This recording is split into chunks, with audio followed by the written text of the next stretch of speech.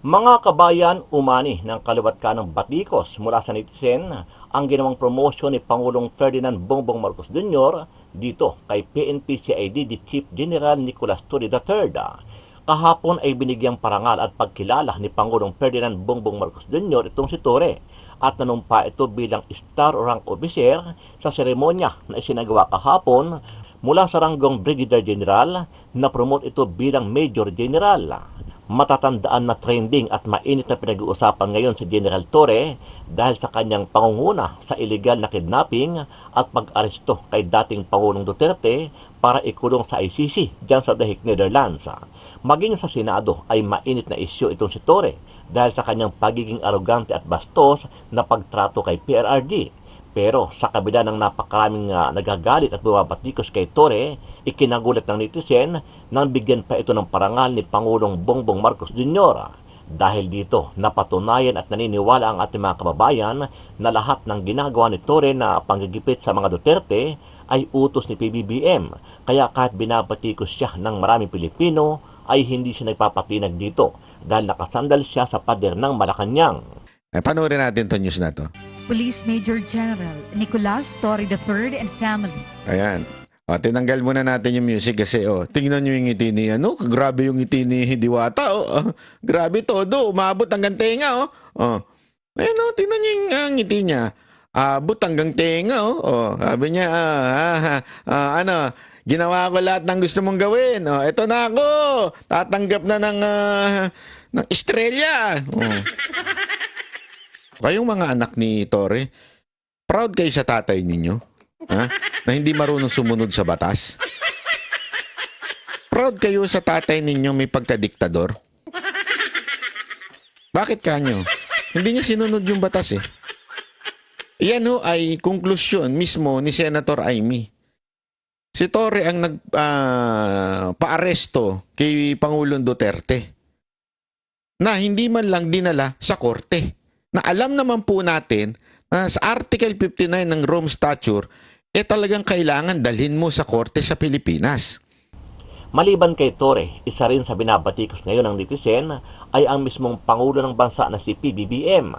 Ayon sa ating mga kababayan, malinaw na pang-insulto sa mga kaalyado at DDS supporters ang ginagawa ni PBBM kung saan ay tila ipinapakita pa niya sa taong bayan ang kabayanihan ni Torre. Ito ay sa kabila ng napakaraming nagagalit at bumabatiko sa PNP opisyal dahil sa pangunguna nito sa mga pag-aresto simula kay Pastor Kibuloy na matalik na kaibigan ni PRRD at ang pinakahuli nga ay ang iligal na pag-aresto dito kay dating Pangulong Duterte. How did you think did you handle the arrest of former President Duterte properly? Because after the May 1 siege, at ano sabi ng mga pulis? Kalad ka rin na yan mga yan pag ayaw sumama. At ang sabi mo, hihilahin ko yan. Is that what you said, General Torre? Sir, it's already all optics and tactics already because it's already... No, I am asking you, did you say that? Hihilahin ko. Yes, sir. And I actually made good of it, sir. What prompted you to say that? Sir, I made good of it, sir. Sabi ko, sir, hihilain ko yan. And I went back to AS Medialdea, handcuff him. Bakit mo nga sinasabi? You know, your statements based on the video may reflect the PNP as an institution. Baka sabihin lahat ng ating mga kababayan, ganyan pala yung mga pulis. Masyadong wala man lang respeto sa matanda, sa isang dating pangulo. Ganon din ang ginawa sa amin eh. Ano ang masasabi mo dito, kabayan? Sang-ayon ka ba sa ginawa ni PBBM na bigyang parangal at ipromote si Torre? Ito ay sa kabila ng kaliwat ka ng batiko sa kanya mula sa ating mga kababayan, partikular ang mga DDS supporters. Sama-sama nating panuorin ang buong video at pakicomment nyo po ang inyong mga reaksyon at sariling opinyon. Pero bago yan, sa mga hindi pa po nakasubscribe sa ating channel na Kabayan News PH, pakipindot po ang subscribe button at pakiclick na rin ang notification bell para lagi kayong updated sa mga bagong upload natin na legit at napapanahong balita. Maraming pong salamat. Hindi, speaking of demonyo at katarantaduhan, panoorin natin to news na to. Police Major General Nicolas Torre III and family. Ayan. Tinanggal muna natin yung music kasi tingnan nyo yung ngiti ni grabe yung ngiti ni Diwata grabe todo, umabot hanggang tenga Ayun tingnan nyo yung ngiti niya. Abot hanggang tenga sabi niya ano, ginawa ko lahat ng gusto mong gawin. Eto na ako. Tatanggap na ng estrella. Ito kayo mga anak niya proud na proud sa kanya. Hindi sorry sa ako nagtatanong lang naman ako. Kayong mga anak ni Torre, proud kayo sa tatay ninyo? Na hindi marunong sumunod sa batas? Proud kayo sa tatay ninyo may pagkadiktador? Bakit kanyo? Hindi niya sinunod yung batas eh. Yan ay konklusyon mismo ni Senator Amy. Si Torre ang nagpaaresto kay Pangulong Duterte na hindi man lang dinala sa korte.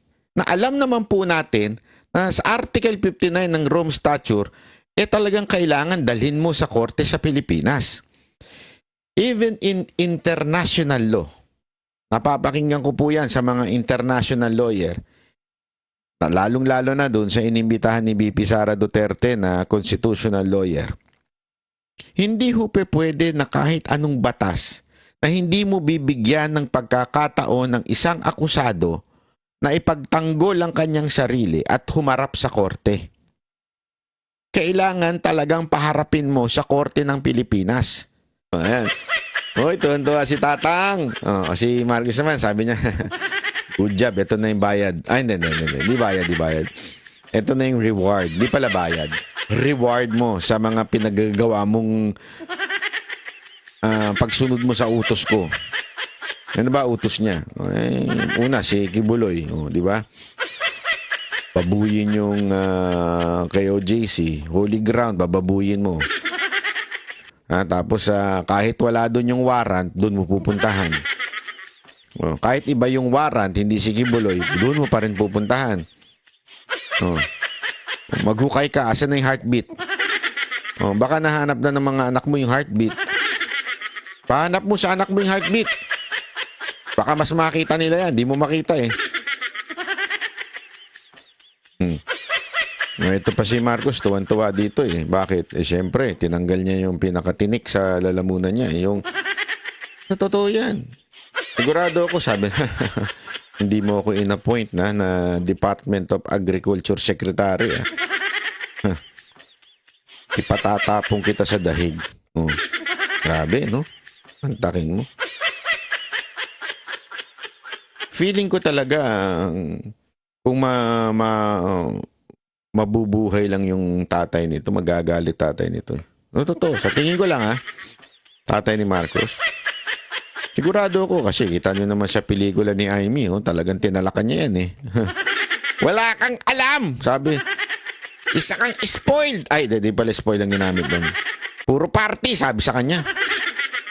Feeling ko papagalitan siya ng tatay niya, sasabihin ng tatay niya, pinalibing na nga ako. Yan lang ang presidenteng nanindigan para ipalibing ako. Yan lang ang presidenteng hindi nagpadala sa ingay ng mga dilawang tae at ng mga komunista. Hindi totoo. Isipin niyo mabuti ito Yung political will ni Pangulong Duterte, antindi, no? Antindi ng political will niya. Kasi noong time na yun, ang laking issue nun, yung pagpapalibing kay Marcos. Ang laking issue nun, mga kababayan. Na malibing dito ay ang mga presidenteng matitino lang. Wala naman sinabing ganun eh. O kaya, ang mga presidenteng hindi diktador. O yung mga presidenteng nakatapos lang. Walang ganun. Nakalagay doon, basta presidente ka. Kaya inilibing doon. Pangalawa, sundalo ba yan? Oo. Naging sundalo daw yung si Marcos Nasa kasaysayan naman natin yan. So, ibig sabihin, may karapatan siya talaga ilibing doon. Mantakin mo, kahit sa tindi ng pressure ng dilawan, komunista, NPA na wag ipalibing si Marcos doon, ipinalibing ni Duterte si Marcos. Pag-usapan na natin to si BP Sara Duterte. Mamaya pag-usapan pa natin yung cookie ni Mocha. Pero ito muna, si BP Sara Duterte nakabalik na at yari na talaga. Vice President Sara Duterte nakabalik na dito sa Pilipinas po. Nakauwi na po ang ating Vice President matapos po ang halos isang buwang pananatili dyan po sa The Hague, Netherlands.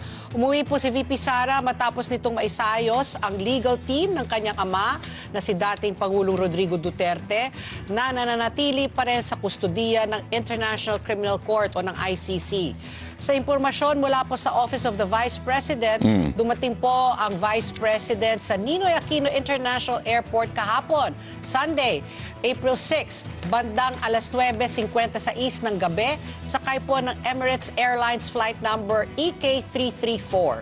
Sinabi po doon ni VP Sara na hindi siya aalis ng The Hague hanggat hindi na isa sa ayon. Alam mo, hinanap ko ito sa ibang channel, Ang nagbalita lang ito at saka ang SMNI. Yung ibang channel hindi binalita to. Hindi ko, ewan ko Correct me if I'm wrong. Maybe today, babalita nila yan. Ewan ko. Correct me if I'm wrong, pero wala akong nabalitaan dyan. Sa ibang channel. Dito lang sa Net25 at sa SMNI binalita yung pag-uwi ni VP Sara Duterte. Siguro, malamang, sinabihan sila ni First Lady, malamang hindi ako sure o ni Romualdez, kasi alam ko si Romualdez may mga may mga pagmamay-aring media yan di umano. So, baka mamaya sinabihan sila at sinabi sa kanila, wag niyo ibabalita yung pagdating ni VP Sara Duterte, insecure ako dyan. Ay, walang ganun. Hindi, walang ganun. Baka lang sinabi niya, baka lang. Wala naman, nasa utak ko lang yun. Invento lang yun, Baka kaya sinabi niya, wag niyo ibabalita yan. Gusto ko ako lang binabalita niyo, Ako lang ang may karapatang sumikat sa buhay na to. No, feeling ko ganun May ganun Huwag ka mag-alala, na Romualdez. Sa tamang panahon, may babalita ka rin na sikat ka na. Sikat ka na bilang isa sa K na government official. Ikaw na bahala mag-fill in the blanks ng K. Ano sa tingin niyo mga kababayan na ibig sabihin ng K? Ilagay niyo na lang dyan sa baba. Siya ang pinaka-K na public official ng gobyerno sa kasaysayan ng Pilipinas. Bahala na kayo maglagay kung ano yung ibig sabihin ng K. Siya ang may K? O siya talaga ang K? Yun ang tuloy. Ang legal team ng kanyang ama. Nitong Biyernes, April 4, inanunsya na rin po ni VP Sara na sabik na siyang makauwi. Matapos po may setup ang mga abogado ng kanyang ama. Miss na daw niya yung mga anak niya Madam, sana nagdala ka ng pasalubong kay Claire Castro. Hindi totoo. Ano to si Claire Castro, atat na atat dito kay VP Sara Duterte. Ba't di pa daw umuwi? May trabaho dito. Ano kayong trabaho niya? Palitan yung presidente? Hindi ko maintindihan talaga dito kay Claire Castro nahanap si VP Sara Duterte. Dapat gawin niya ang trabaho niya. Pagtitignan mo naman sa ating batas ko, trabaho ng Vice President, kung hindi umupo, maghintay, mamatay ang presidente. Hindi totoo naman Yun naman talaga ang trabaho niya. As a matter of fact, as a matter of fact, dapat nga ang ginagawa niyong safety si VP Sara Duterte. Pero anong ginawa? Tinanggalan siya ng sundalo. Tinanggalan siya ng una, tinanggalan ng PSPG, ng PNP. Tapos ngayon, tinanggalan ng sundalo. Wala na talaga nagbabantay sa kanya. Sa balita yan, kahit i-deny pa ng i-deny, inilabas ng, I think, Manila Times ba yung naglabas noon? Nilabas talaga yan. At kahit deny itong si Browner, may lumabas pang document galing sa Manila Times. Hindi ko alam kung, correct me if I'm wrong Manila Times yung naalala ko pero gayon pa man, yan ay matagal. Kasi kung hindi totoo yan, i-deny yan ni VP Sara Duterte. Pero, totoo talaga Pero isipin nyo that's the only responsibility of this government para maging sigurado tayo. Yun ang nangyari. So, anyway, tuloy lang natin itong balita to. 13 nang dumating po sa the Netherlands si VP Sara para tulungan ang kanyang ama. At inaasahan sa mga susunod na araw na maglalabas na po ng mga pahayag ang ating Vice President sa ilan pang mahalagang usapin na kinaharap nito ayon po sa OVP. Samantala, may option po si VP Sara kung haharap po ng personal o magpapadala lamang ng abogado sa impeachment hearing nito sa Senado. Ayon po kay Senate President Chis Escudero, natatayong presiding judge sa impeachment hearing, maaring sagutin po ni VP Sara ang mga paratang sa kanya sa arraignment ng personal o sa pamamagitan ng abogado.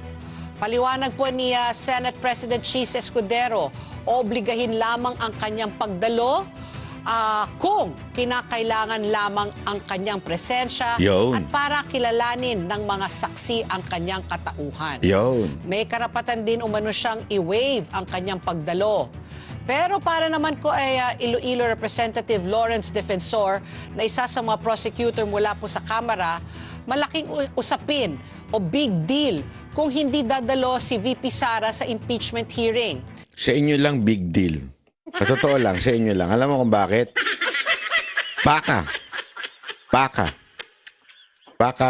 mas malaki ang bigayan pag nandun si VP Sara Duterte.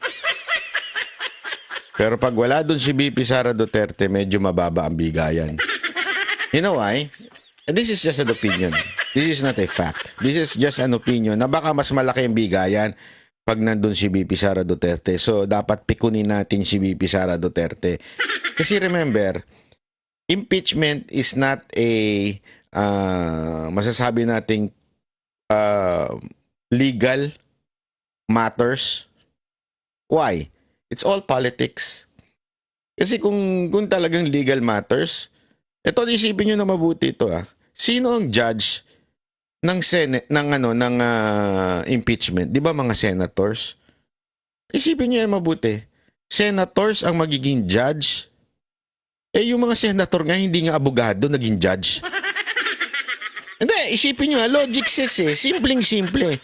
Kasi marami nagsasabi, impeachment is a political practice. Tama. Bakit? Wala namang hindi naman po yung mga senator judge. 'Di ba ho? Hindi naman po sila abogado. Yung real judge hindi sila. So anong alam niyan sa batas? So anong nangyayari dito sa impeachment? Dito sa impeachment, mapagmukha ka lang guilty, maaari ka nang husgahan ng guilty. Even if you are not really guilty. Anong meron sa impeachment? It's all about optics. It's all about perception. Ano ibig sabihin ng perception? Kasi alam mo, yung perception yung bagang halimbawa, bigyan ko kayo ng halimbawa ng perception. Pag sinabi mong toothpaste, Colgate. Mali. Kaya nga papabili ka ng Colgate. Pabili ng Colgate, ano dala-dala mo? Ibang brand. Pero okay lang sa kanila yun kasi akala nila ang Colgate ay ang toothpaste is Colgate. Mali. Yeah? Ano na yun Ang tawag doon, binrand mo, branding. So, ibig sabihin, marami pang halimbawa niyan. Pag sinabi mong refrigerator, frigidaire, di ba? Ewan ko, inabutan niyo pa ba yun? Pero ako nung frigidaire Ang tawag namin dyan Frigidaire. Lagay mo sa fridge. Anong fridge? Yun yung pangalan kasi ng kumpanya nagpasikat. So, ganun yun branding ang tago. Ano ibig ko sabihin? Ang kailangan lang nilang gawin, yurakan ang pangalan ni VP Sara Duterte sa impeachment. Kailangan lang mapahiya ni VP Sara Duterte sa impeachment. Kailangan lang maikabit sa kanya yung confidential funds. Kailangan lang maikabit sa kanya yung corruption. Yan ang tinatawag na perception. Hirap na hirap silang gawin yan. Kasi alam mo, madaling ikabit ang salitang corruption kung ang isang tao ay talagang corrupt. Pero hindi mo maikakabit yan kung walang record na corruption ng tao. Bigyan ko kayo ng halimbawa, yung ginagawang katangahan ni Trillanes. Di ba? Sa dami-dami niyang iaakusa niya sa mga Duterte ay corruption. Kung may utak nga naman itong si Trillanes, feeling ko kasi medyo nabawasan ito Kung may utak to si Trillanes, hindi korupsyon ang gagamitin mo sa mga Duterte. Ikaw ang pinakamalabong tao. Siguro pwede mo pang iakusa yung mamamatay tao. Yan, kasi talaga namang notorious si Rodrigo Roa Duterte sa mga kriminal. Yan, pwede mo ikabit. Pero yung akusahan mo ng korupsyon, nagmumukha ka lang tanga. Ganyan din ang nangyayari dito kay VP Sara Duterte. Anya, maaaring magdulot ito ng mga haka-haka na tila umiiwas siya sa pananagutan o may itinatago. Ayon po kay Congressman Defensor, layunin po ng impeachment trial na bigyan ng patas na pagkakataon si VP Sara na ipagtanggol ang kanyang sarili at tukuyin kung nararapat siyang manatili sa posisyon. 80% po na rin pong handa ang prosecution sa ebidensyang Anong prostitusyon? Prosecution. Sorry. sa impeachment trial. At tayo naman po kay Cheese Escudero, sa ngayon ay wala pang indikasyon na magsasagawa po ng special session si Pangulong Ferdinand Marcos Jr. para sa usaping ito.